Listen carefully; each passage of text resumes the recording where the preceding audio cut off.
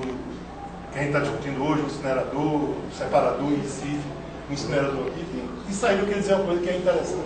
Quando a gente vai discutir em Recife, o pessoal justifica o seguinte, dizendo que ele não se preocupe não, que a queima vai ser no carro. Quando a gente vai discutir no carro, o pessoal que está gerindo esse projeto diz assim, não se preocupe não, que a parte financeira que vai ser feita aqui no carro. Entendeu? Então eles aqui veem a imagem que estão trazendo recurso financeiro para o município. E lá eles não tenham medo não, porque vai ser queimado no carro. Então, como o camarada aqui conversa com a amante e outra com a mulher. Cada uma conversa diferente, entendeu? Então o mesmo tema ele trata diferentemente dependendo do público. Os gestores desse projeto. Eles lá dizem que não tenham medo não, que não vai ser queimado aqui em cima. E aqui eles dizem, não, vai ser bom aqui, porque aqui vai se dar o desenvolvimento econômico do projeto. A parte lá é só a segregação. Então, para a gente entender os paradoxos, as complexidades que esse assunto tem. Veja bem, esse cidadão, Paul Conant, é a pessoa hoje em dia que tem um grau de entendimento maior sobre esse assunto. Tem um artigo dele na internet, é a apresentação dele na 4ª conferência Lixo para a Energia, em Amsterdã. Isso está com o título. Incineração do lixo municipal, uma solução pobre para o século XXI. Entrou no Google, botou esse nome Paul Conant, todo mundo vai ter acesso a essas informações e poder estudar, aprofundar e entender do que se trata. Porque às vezes é apresentado uma mentira repetida muitas vezes, passa para a população como uma verdade. Para ser verdade. Isso já dizia o Goebbels, ministro da propaganda de Hitler, dizia isso ao filho. Pode ficar tranquilo, que uma mentira repetida muitas vezes vira verdade. Então é importante a gente avaliar essas coisas da propaganda. Então esse Paul Conant, ele tem um posicionamento muito duro contra a incineração, e ele estudou muito isso. É um professor, doutorado, pós-doutorado, da Universidade de Canton, em Nova York, nos Estados Unidos. Então, alguém que estudou muito isso no mundo inteiro. Aí eu peguei esse artigo e tirei alguns pontos, muito poucos.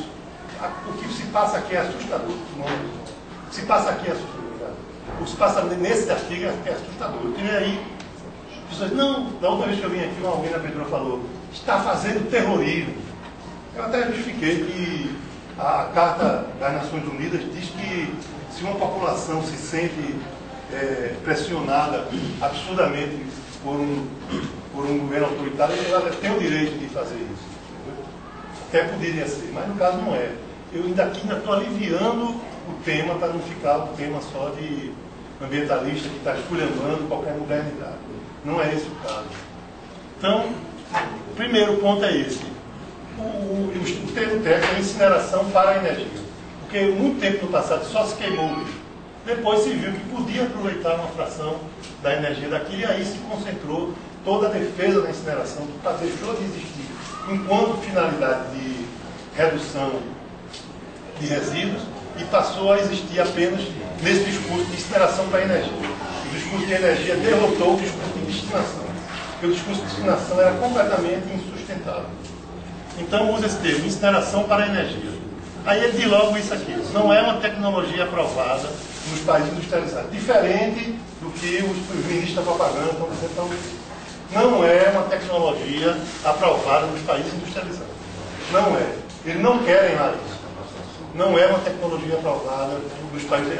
Alguns países ainda têm incinerador, porque não têm oportunidade de ter outra solução. Países como o Japão, por exemplo, que não tem território para fazer um aterro, e alguns outros países da Europa. Países que não têm fontes de energia disponíveis, que fazem uma opção entre energia nuclear e energia política. Então, coisas desse tipo.